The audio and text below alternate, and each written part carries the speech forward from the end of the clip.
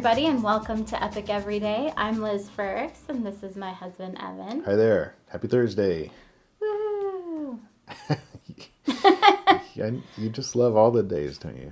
I guess so. Well, it's a good day to be alive, isn't it? Yes, this is true. As Worf would say.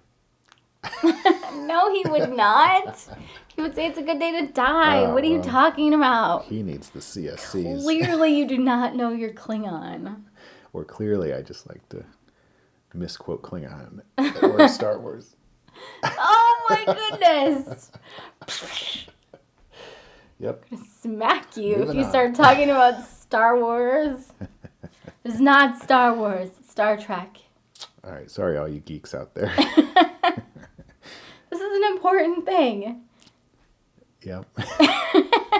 Random side note, the Okay. kids, really quick. The girls and I were talking about Evan's family has some birthday parties on the day when Star Trek Discovery is coming out. And I was like, last Sunday, I think, if you're listening to this. I was like, if I would have realized ahead of time, we would have rescheduled the birthday parties. And they were like, Mom, Star Trek is not that important. And I was like, yes, it is. We need to get our priorities straight, people. And Meredith was like, well, what if it was your birthday? And I was like, yeah, Star Trek's still more important than my birthday. Come on. Anyway, sorry. If you're a Trekker or a Trekkie, hit us up on Twitter. Let us know. I mean, Liz is really into it. And I'm pretty into it, too. Yeah. I just like to give Liz a hard time. It's But important. that's So right. speaking of important things, let's talk about calm. We've been talking about calm this whole week. So today we are going to talk about what the benefits of our calm, what the benefits of calm are. Right. And as a barrier, like not knowing what the benefits are could be a barrier to giving it a shot. It might be like, well, okay, you said it's good, but how good can it really be? Right. Well, and I think if you don't understand how life-changing calm is, there's no reason to prioritize it. It's like people who don't prioritize Star Trek because they don't realize how important it is. Well, that's the thing. If you don't know how important it is, you're not going to tune in. Exactly. Yeah. And I think in our culture, we're not used to, would you say, doing something based on the benefits? I mean, maybe some things we are like, if this benefits me so much, I'm totally going to do it. But I feel like, especially for Christians, it's more like, I know there's more of the negative, like, I'm going to do this because if I don't, something bad will happen. Or I'm not going to do this so that something bad doesn't happen. Like, it's always the like... pain point. Yeah. And avoiding strife or, not sinning or, like everybody not everybody, but maybe Christians or non-Christians. And even a lot of anybody would be like, Christianity is mostly about the stuff you don't do, right? And because we don't want to have the bad stuff happen. Right. But I think Jesus' teaching is more about, I'm here to bless you and have a relationship with you, and I want to live forever with you on a recreated earth where heaven is on earth. And right, the good things come out of the cutting the bad things away, but the focus is on the good things. It's not on. It's kind of like but we tend to focus on the bad things. Yeah. In my Bible study recently, we were talking about that passage in 2 Timothy, or maybe, no, 1 Timothy, where Paul says that in order to be used for ministry, you have to cleanse yourself of the ignoble purposes, that there are vessels made for different things. And if we want to be useful, just like, if you are a cup and you are a disgusting, dirty cup, no one is going to pick to use you. And being used by God just has so much fun in it. I mean... Yeah. Well, it's because it's who we're made to be. Right. We are the fullest expression of being human is a human in relationship with God.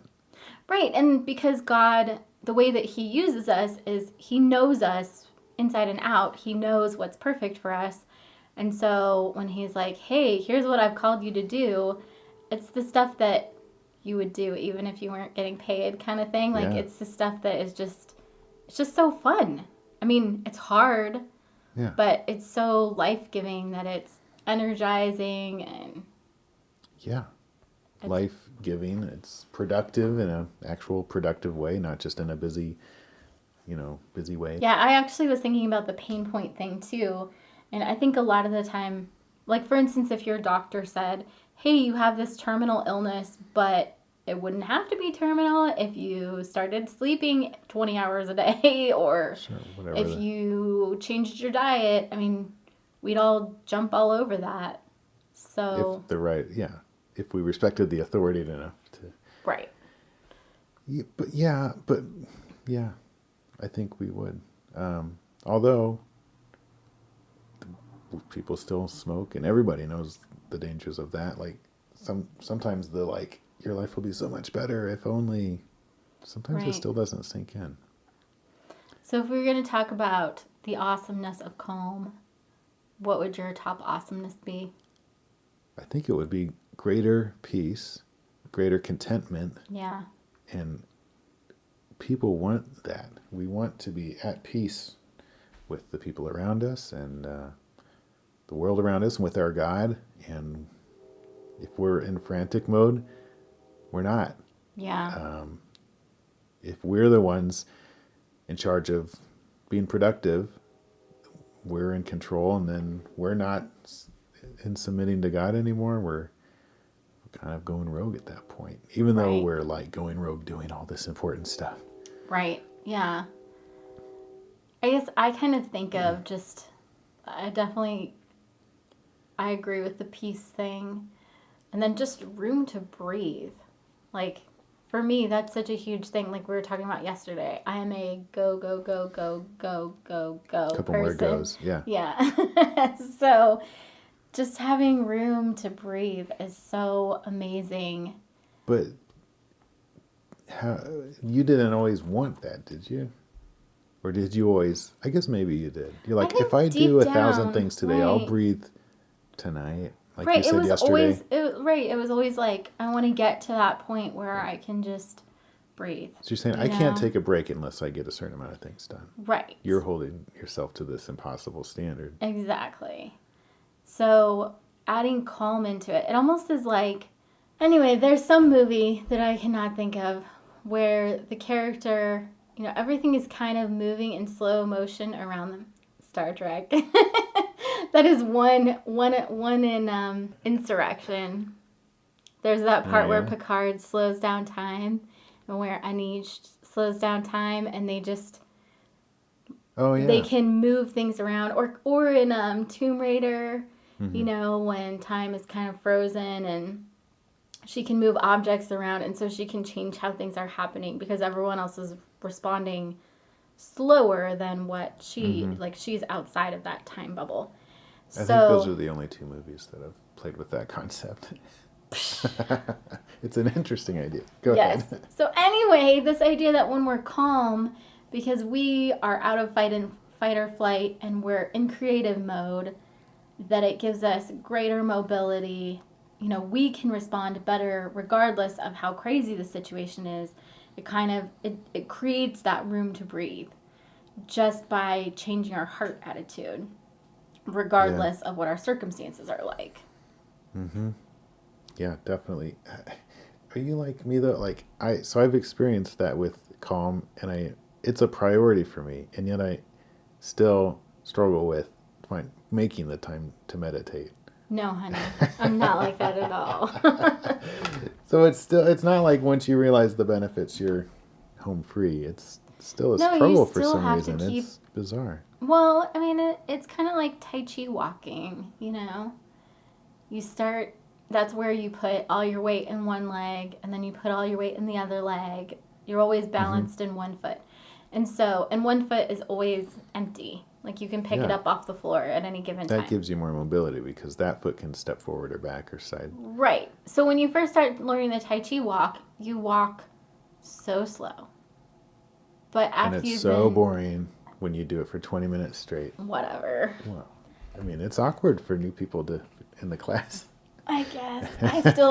I've been doing it for 6.5 years, and I feel like I still, every time I'm like, oh, right, I need to work on this, Yeah, I'm you not saying know. I'm not awkward about it. You're not bored. Well, because it's a challenge. But after a while, you learn how to do it faster and faster. I mean, I've gotten to the point where I can walk a normal speed and still at any point in time stop in one leg and pick my other leg up. And not fall down, yeah. Right, and not fall down. So if I put my foot down on a patch of ice or something, I can pick it back up, So I think it's like that. And that's part of why we're doing this podcast, is to recognize, okay, here are the benefits of the CSCs, and then to be reminded day in and day out, you're constantly growing in your practice, and you get faster and faster at it, Yeah. And you recognize sooner, at least for me. I mean, recognize, oh my gosh, I'm so far out of balance, like a day into it versus, years or months or whatever. Yeah, the little signals get more and more clear. Right. The warning lights or whatever. They get better at warning you. Yeah, because we've turned a blind eye to those things, I think. Right. I mean, it's interesting raising children, just the things that they seem to have instincts for, and then when you get older, it seems like you kind of unlearn some of that stuff. And I feel like now we're in a time of our life where we're relearning some of these natural rhythms and things that we unlearn as we grow up for some reason. Yeah. To fit into busy time, which is where we all live. Well, yeah. where we live. It's so interesting. Our kids have this thing where they're like, we need to at least once a month have a do nothing day. Yeah, that's important to them. It is really important to them, where we don't have anything on the schedule. We all stay home. We stay in our pajamas and we do nothing. Like, we just do whatever it is that, And that's kind of like a Sabbath, isn't it? I mean, it is. It's way too infrequent. Right, but yeah, in they our would culture, like to do it once like, a week, but holy cow, once a week? I mean, it's something to strive for. I just love, though, that they have that instinct, that they ask for that do nothing time, when we as a culture, as adults, tend to just schedule every blessed minute of every day. Yeah. And I think, coming back to the beginning, that pain factor, like, that can still be a good motivator. I mean, when as long as, I don't know, I don't want to be motivated by fear or fear of pain or something, but if that's where you're at, use that to get into calm, and then use the benefits to stay there. Right, because it is so amazing. I mean, kind of like that quote that we talked about a couple weeks ago, if you change the way you look at things, the things you look at change. And I think we have both experienced that, where you take a step back, take a deep breath, get into calm, and go, why am I so stressed about this? This is not that big of a deal. And so, a creative idea pops in your brain. You're like, oh, this is so easy to fix. Why was I upset about that? That has happened to me numerous times. Yeah, right. So. And yet I keep returning to stress. But the hamster wheel is so seductive, because you're like, you feel like you're getting somewhere because you're moving fast. Yeah. But it doesn't really actually get you anywhere. It's a deception. Yeah, that's for sure. So we can pray for wisdom and understanding to see that wheel. We pray that for you. All right. We hope that you guys have an awesome Thursday. And if you would like to get a hold of us, we would love to have you in our Facebook community, or you can see all the links below this if you want to contact us individually. Yeah, we're on Twitter. Also, if you could go to our webpage and sign up for our email list, we'd love to send you some CSC's reminder art. Liz diligently designed all this really great stuff. You can get a background for your phone or your computer, or you can print out a little poster and hang it on the wall. It definitely helps to be reminded. Yeah. A girl could use a reminder. And yeah, definitely. And a visual thing. It's nice. It's in Liz's handwriting. So we are praying for you guys, and hope that you can focus on just adding a little bit of calm into your life. That's right. And come on back tomorrow, Friday. We're going to say TGIF, and Liz is going to groan and wish it was Monday. And then we're going to talk about some practical ways to implement calm in your life. Some stuff that's helped us and stuff that we're trying to do. It's something to get better and better at, like we were saying. Yep. So look forward to seeing you then. Yep. We love you guys. We're praying for you. We'll talk to you tomorrow. So long.